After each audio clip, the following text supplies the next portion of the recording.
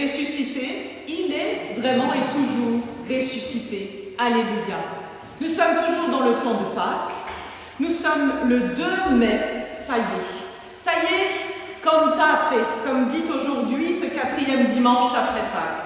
Cantate, c'est le jour où l'Église célèbre Dieu par des louanges et des actions de grâce à travers la musique, à travers le chant, à travers nos prières. Cantate, pour ce dimanche, c'est le nom donné à toute cette journée en fait.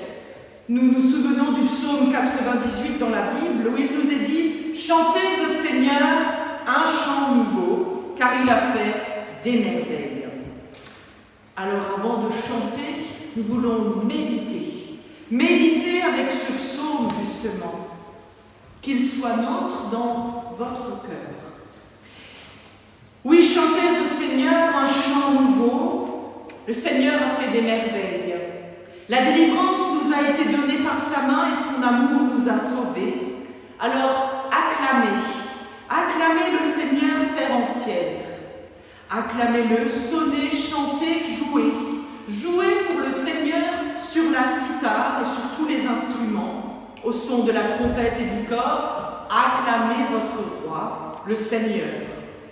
Que gronde la mer et ses richesses, le monde et tous ses habitants, que les fleuves battent des mains et que les montagnes chantent de joie. Le Seigneur vient auprès de nous pour gouverner le monde, et ce avec justice. Alors que toute la terre acclame son nom. C'est ce que je vous invite à chanter maintenant, numéro 263 dans l'arc-en-ciel. Et je vous invite à vous lever si vous êtes motivés ce matin.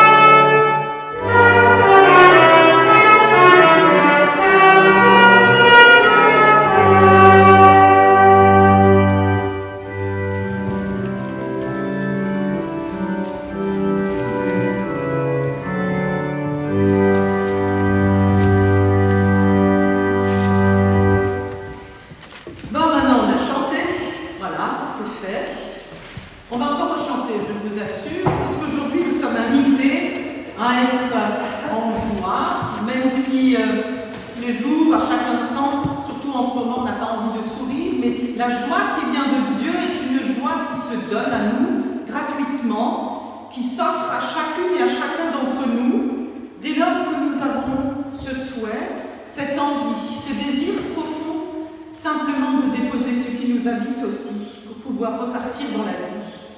Oui, chantez au Seigneur un chant nouveau, car il a fait des merveilles, nous dit la Bible. Pourtant, dans la vie, nous n'avons pas toujours à cœur de chanter, je viens de vous le dire, et nous nous demandons où sont les merveilles de Dieu.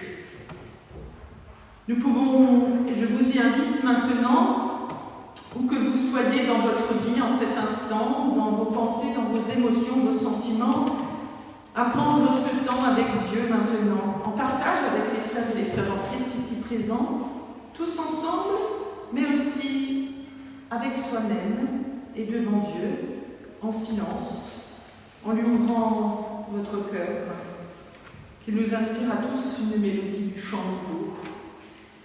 Seigneur, ouvre nos oreilles, notre cœur. Nous voulons te donner notre prière. Seigneur, donne-nous de la vitalité là où nous en manquons. Pardonne-nous là où nous manquons d'adresse, de miséricorde, de pardon envers nos frères et sœurs. Conduis-nous, Seigneur, vers la nouveauté. Nous te confions en silence maintenant les choses pesantes, et si nous avons aussi pesé dans la balance de la vie des autres, que cela ait été en mal, ou que nous soyons questionnés par ce qui fait du bien à nos prochains.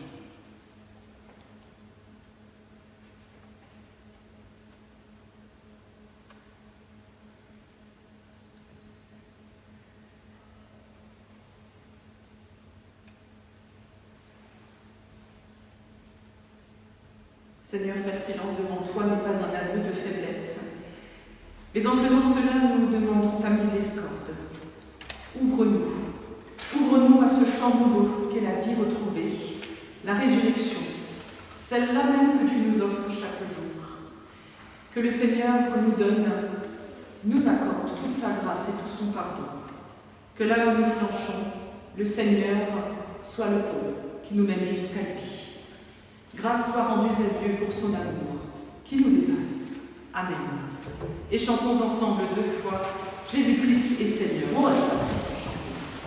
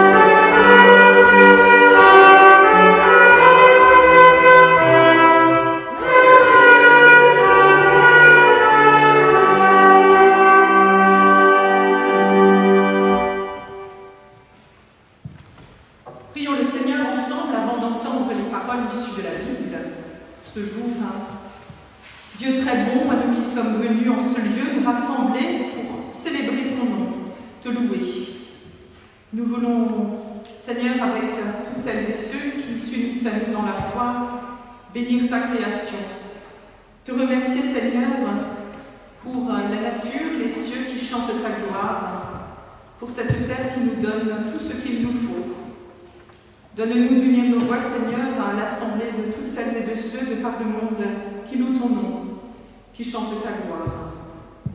Que notre vie, Seigneur, comme elle est, soit un hymne à ta grandeur, Seigneur. Quel que soit notre âge, Seigneur, tu veux de nous et tu veux de nous le meilleur, et pour nous le bonheur. Seigneur, nous te disons merci. Merci pour ta parole, qu'elle nous éclaire et qu'elle fortifie notre vie. Amen. Je vous propose d'entendre les 2 lectures du jour, puis nous chanterons ensemble le prochain cantique. Pour ce jour, dans le Nouveau Testament, dans la lettre de Paul aux Colossiens, au chapitre 3, quelques versets. Alors, c'est Paul, comme toujours, c'est toujours un peu particulier. Mais je vous assure que, pour une fois, il ne nous fait pas étalage de choses difficiles. Il nous demande de faire partie de quelque chose et il nous y invite. Voici ce qu'il nous est dit à partir du verset 12. Vous faites partie du peuple de Dieu. Dieu vous a choisi et il vous aime. C'est pourquoi vous devez vous revêtir d'affectueuse bonté, de bienveillance, d'humilité, de douceur et de patience. Supportez-vous les uns les autres. Si l'un de vous a une raison de se plaindre d'un autre, pardonnez-vous réciproquement, tout comme le Seigneur vous a pardonné. Et par-dessus tout, mettez l'amour, ce lien qui vous permettra d'être parfaitement unis. Que la paix de Christ règne dans vos cœurs. C'est en effet à cette paix-là que Dieu vous a appelés, en tant que membres d'un seul corps. Soyez reconnaissants que la parole de Christ, avec toute sa richesse, habite en vous. Instruisez-vous, avertissez-vous les uns les autres avec une pleine sagesse. Chantez à Dieu de tout votre cœur et avec reconnaissance. Des psaumes, des hymnes et des cantiques inspirés par l'Esprit. Tout ce que vous faites en parole et en action, faites-le au nom du Seigneur, en remerciant par lui le Père. Et voici l'autre lecture du jour dans l'Évangile, et c'est chez Luc pour ce dimanche, au chapitre 19, à partir du verset 37. Certains diront, mais elle s'est trompée de dimanche. Mais non. C'est le moment où Jésus se rend à Jérusalem. On connaît l'histoire avant la semaine de Pâques. Et puis, il arrive quelque chose que seul l'évangile de Luc a réussi à contenir. À partir du verset 37, il nous est dit, tandis qu'ils approchaient de Jérusalem par le chemin qui descend du mont des Oliviers, toute la foule des disciples pleine de joie se mit à louer Dieu d'une voix forte pour tous les miracles qu'ils avaient vus. Ils disaient que Dieu bénisse le roi qui vient au nom du Seigneur. Paix dans le ciel et gloire à Dieu. Quelques pharisiens qui se trouvaient dans la foule dirent à Jésus, « Maître, ordonne à tes disciples de se taire. » Jésus répondit, « Je vous le déclare, s'ils se taisent, les pierres crieront. » Que la parole de Dieu soit en nous, que l'Esprit du Seigneur nous habite pour éclairer cette parole. Ainsi soit-il. Louange et gloire à ton nom. Alléluia. C'est ce que je vous invite à chanter maintenant. Alors, on s'est dit, vu qu'on est une assemblée chantante et qu'on est cantate aujourd'hui, on va chanter les 4 strophes. Et vous connaissez ce chant, il est vraiment sympa et chouette. Je vous invite à vous lever si vous le voulez. Alléluia.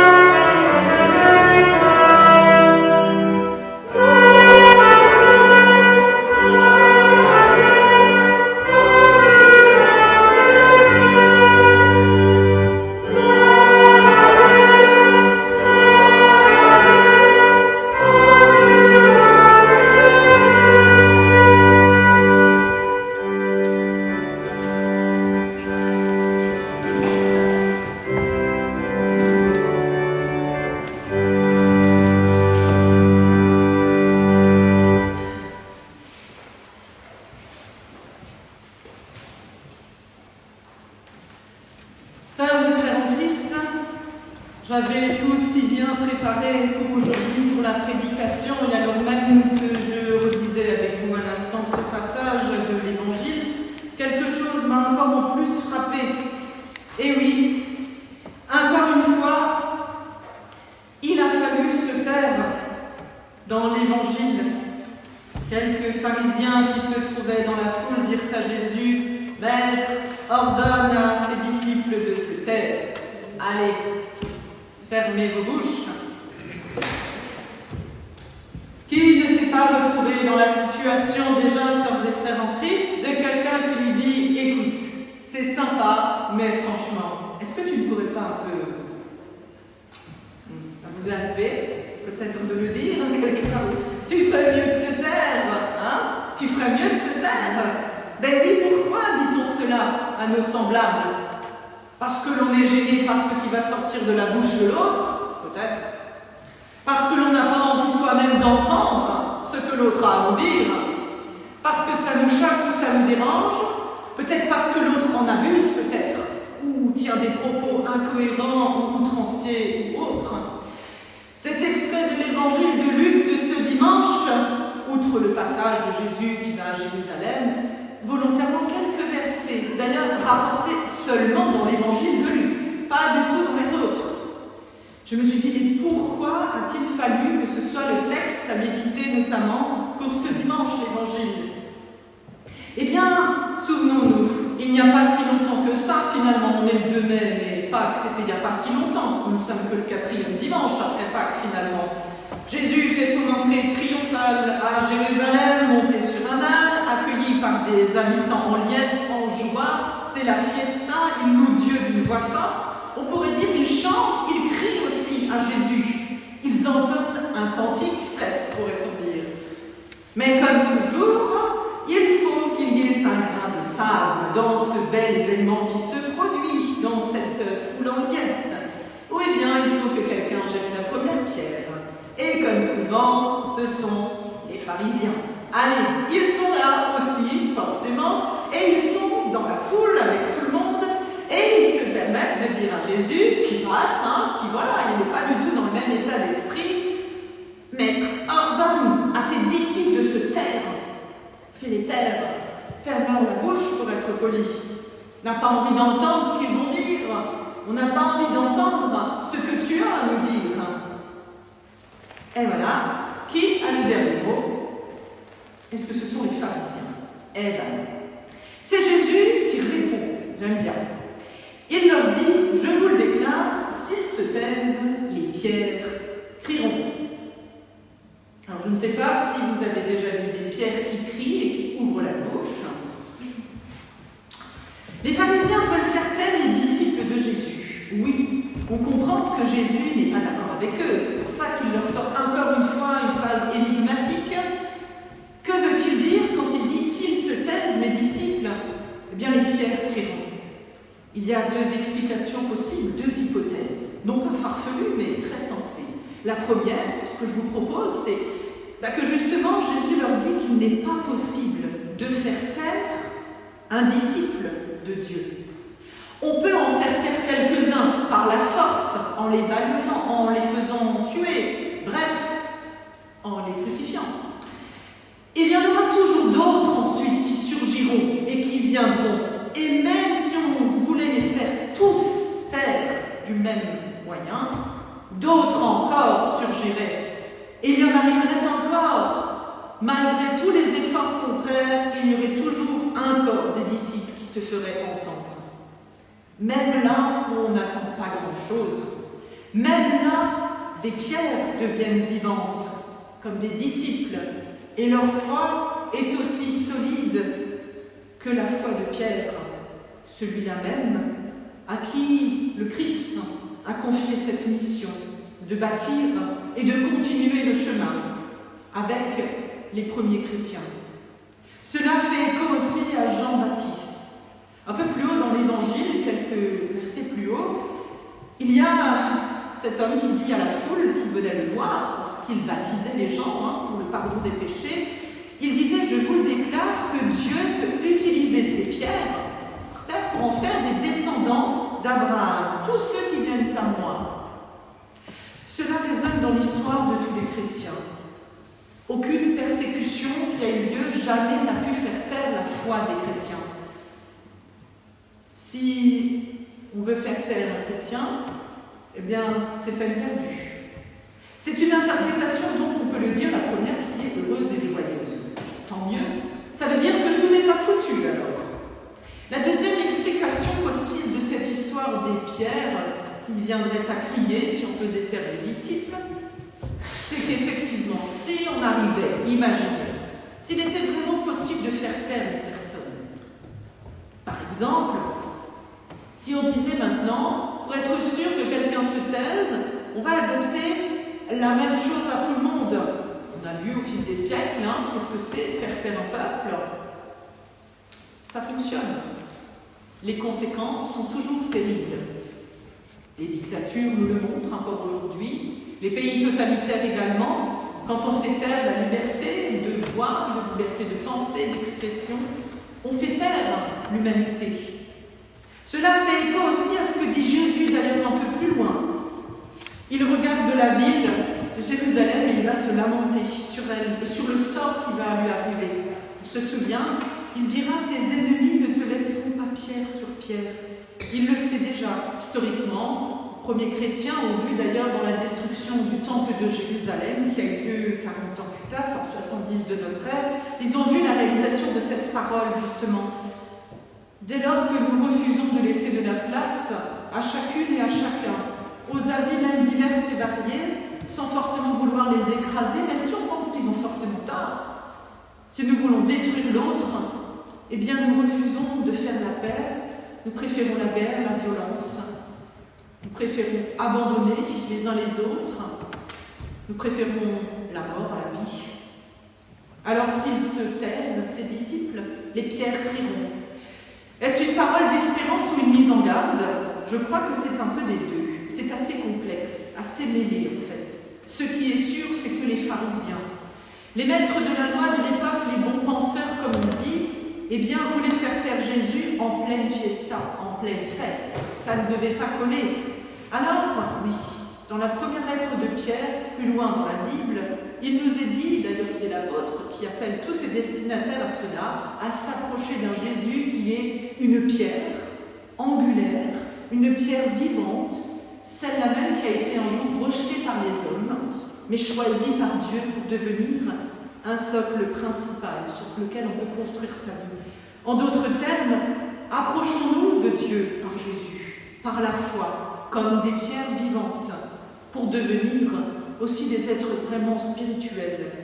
Pour être unis à Dieu, il n'y a pas qu'un chemin. Nous pouvons être témoins de l'amour de Dieu, témoins d'une vie passée à être dans la lumière et pas seulement dans l'obscurité.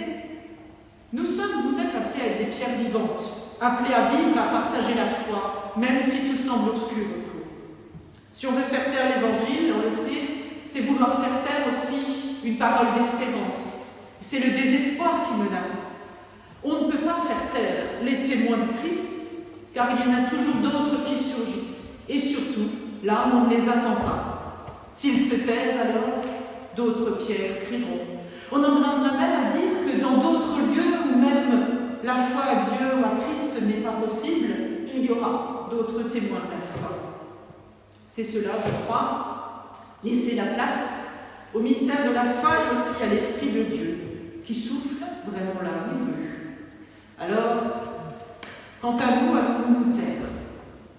Avez-vous envie de vous taire et de toujours faire silence? D'abandonner votre espérance? De déserter ce monde, de devenir ermite, de vous enfermer dans la peur, d'être un peu mort déjà?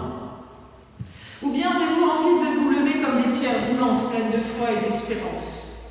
Cette phrase de Jésus résume cet appel à ne pas nous taire, justement, ne pas se taire. Alors attention, ne pas se taire ne veut pas dire parler tout le temps, pour avoir un avis sur tout, ratcher, discuter, ne pas écouter. Cela ne veut pas dire poser un jugement sur ce monde. Cela ne veut pas dire chercher à vendre à tout prix ce en quoi on croit. Ce que les églises et les chrétiens ont trop souvent fait, c'est essayer de juger le monde à leur manière, sans considérer d'autres avis. Hélas, cela continue encore. Détenir le monopole de la vérité de Dieu. On sait que certains se l'approprient facilement. Je crois que ne pas se taire ne veut pas forcément dire prendre la parole à tout prix, comme on prendrait le pouvoir. Ça, on va laisser aux hommes, ils savent très bien le faire. Cela veut dire se laisser prendre par la parole. Celle-là même de Dieu, il a laissé venir en nous. Parce que l'écouter, c'est une chose. L'entendre encore une autre, mais en faire quelque chose dans sa vie, c'est encore une autre affaire. Cela veut dire continuer à être des disciples chaque jour. Et ces disciples qui, d'ailleurs quand Jésus entre à Jérusalem, chantent leur foi. Ils chantent que Dieu bénisse le roi qui vient au nom du Seigneur.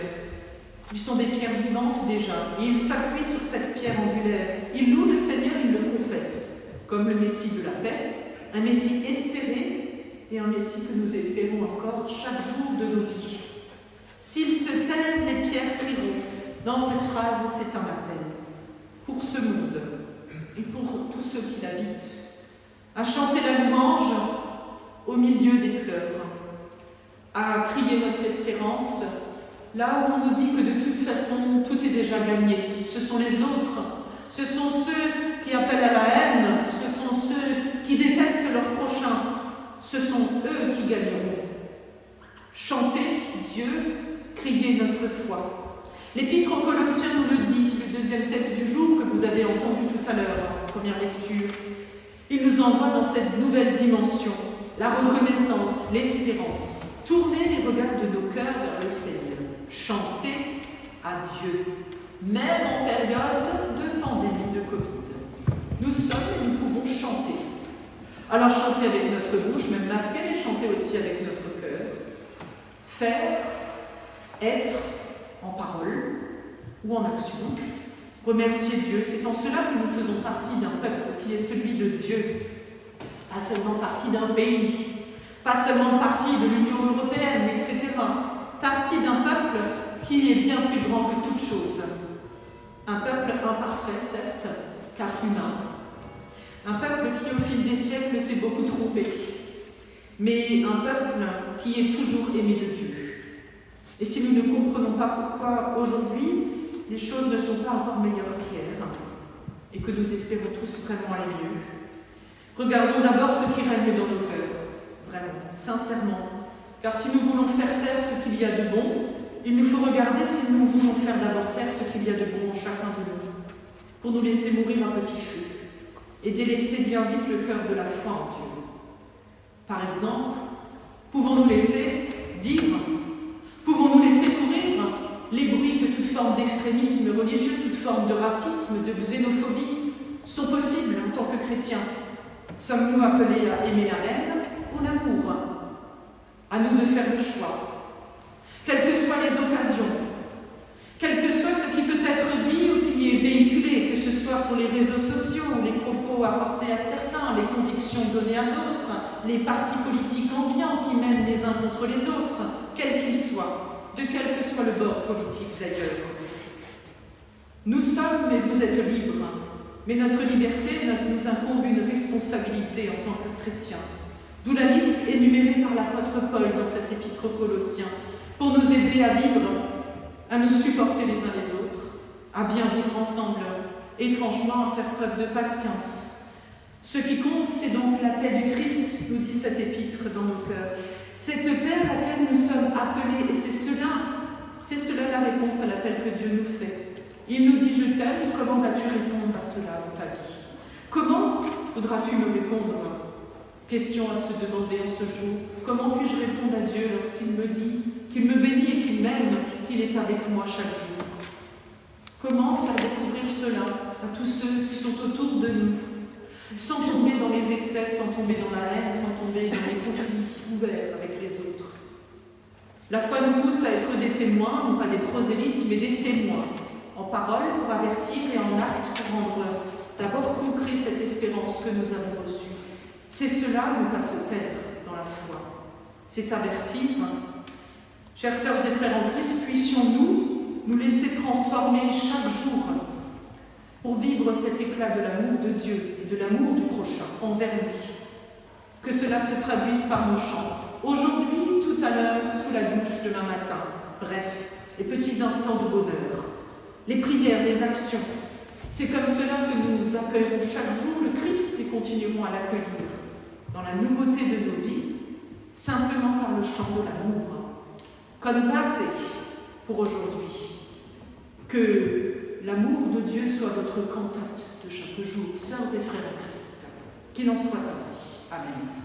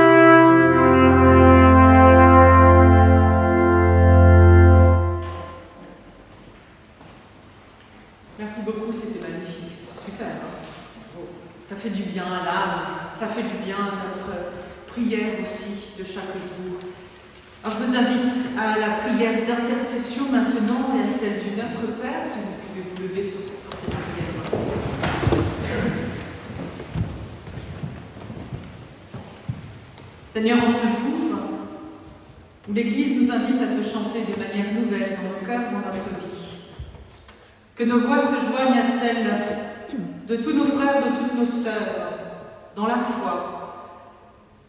Nous te rendons grâce, Seigneur, pour celles et ceux qui, dans leur communauté, dans le silence de leur maison, chantent ton nom, Seigneur, de quelque manière que ce soit. Nous te rendons grâce, Seigneur, pour tous les compositeurs, pour les poètes, pour les organistes et les musiciens, pour les chanteurs qui offrent leur talent, pour faire monter à Dieu notre prière. Te rendons grâce, Seigneur, pour celles et ceux qui, malgré les épreuves de la vie, tiennent à ne pas perdre leur voix et leur humanité. Dans le silence, Seigneur, nous te confions ce qui nous tient à cœur.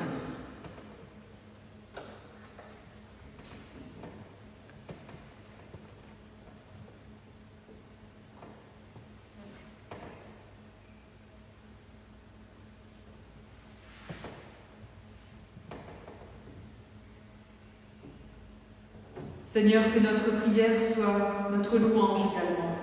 Porte celles et ceux qui ne peuvent chanter ta parole et ta gloire. Et que ton souffle, Seigneur, nous ouvre le ciel des ici-bas, comme un monde nouveau, à réinventer avec toi chaque jour. Seigneur, toi tu es notre Père qui es aux cieux. Que ton nom soit sanctifié, que ton règne vienne, que ta volonté soit faite sur la terre comme au ciel. Donne-nous aujourd'hui notre pain de ce jour. Pardonne-nous nos offenses, comme nous pardonnons aussi à ceux qui nous ont offensés. et ne nous laisse pas entrer en tentation, mais délivre-nous du mal. Car c'est à toi qu'appartiennent le règne, la puissance et la gloire, pour les siècles des siècles. Amen. Chantons ensemble à la gloire de Dieu.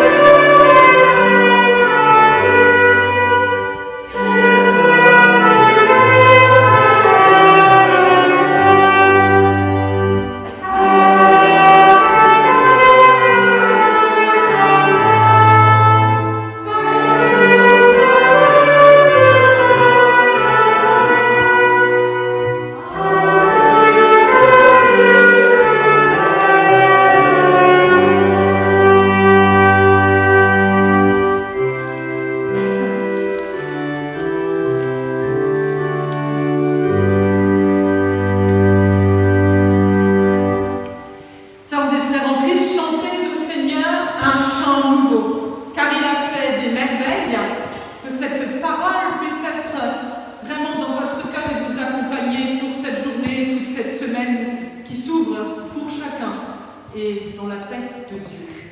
À toi, mon frère, à toi, ma sœur, le Seigneur te dit « Je t'aime d'un amour éternel, je te conserve toute ma bonté. » Qu'avec cette parole d'amour, avec toute la grâce de Dieu, vous puissiez continuer le chemin de la vie comme il est, cette semaine et jusqu'en éternité. Soyez bénis, soyez gardés au nom du Père, du Fils et du Saint-Esprit. Amen. Je vous souhaite un bon dimanche.